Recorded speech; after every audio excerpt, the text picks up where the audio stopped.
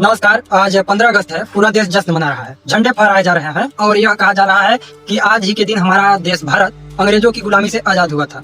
लेकिन आज इस आजादी के जश्न के बीच मेरा ज़मीर मुझसे एक सवाल पूछता है, हम किससे आजाद हुए थे? क्या सिर्फ गोरे अंग्रेजों से? क्या हमारे देश के लिए अपने प्राणों की आहुति देने वाले उन अमर शहीदों की मनोकामना सिर्फ इतनी थी कि देश गोरे अंग्रेजों से मुक्त हो जाए और यहाँ की जनता फिर से अपनों की ही गुलामी में जकड़ दी जाए? नहीं, कतई नहीं।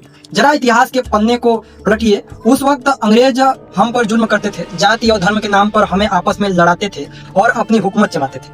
फर्क सिर्फ इतना है कि तब वे बाहरी गोरे अंग्रेज थे और आज हमारे देश के ही कुछ लोग कुर्सी के भूखे गोरे अंग्रेज बन बैठे हैं। आज भी हालात क्या है, जब देश का कोई नागरिक या युवा अपनी आवाज उठाता है तो सरकार उसकी बात सुनने के बजाय उस पर लाठी डंडे बरसाती है, उसे दबाने की कोशिश करती है। हाँ, जब हमारे देश के जाबाज क्रांतिकारी और युवा अपनी जीत पर अड़ जाते हैं तब जाकर हफ्तों बाद सरकार झुकती है और उनकी बात मानती है।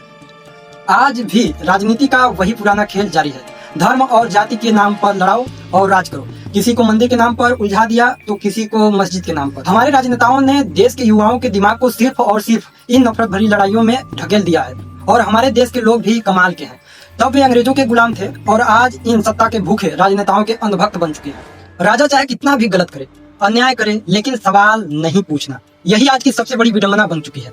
आज देश को असल में किस चीज की जरूरत है? अच्छी शिक्षा, रोजगार, बेहतर अस्पताल, मजबूत सड़कें और वे तमाम बुनियादी सुविधाएं जो हमारे देश को विकास की एक अलग ही ऊंचाई पर ले जा सके। लेकिन इन मुद्दों पर कोई बात नहीं करना चाहता। सरकारें क्या करती हैं? मंदिर बनाओ, मस्जिद तोड़ो या मस्जिद की जगह पर मंदिर लाओ। बस इसी चक्रव्यूह में देश की जनता को उलझा कर रखा गया है।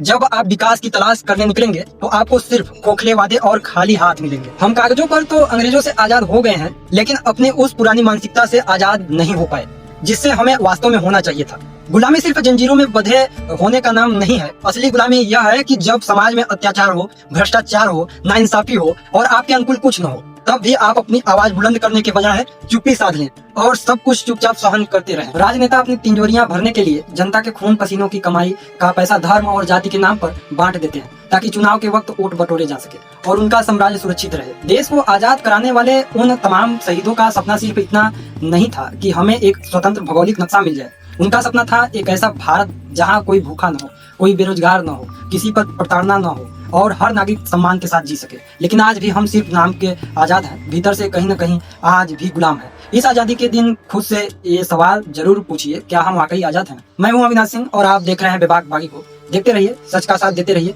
नमस्कार।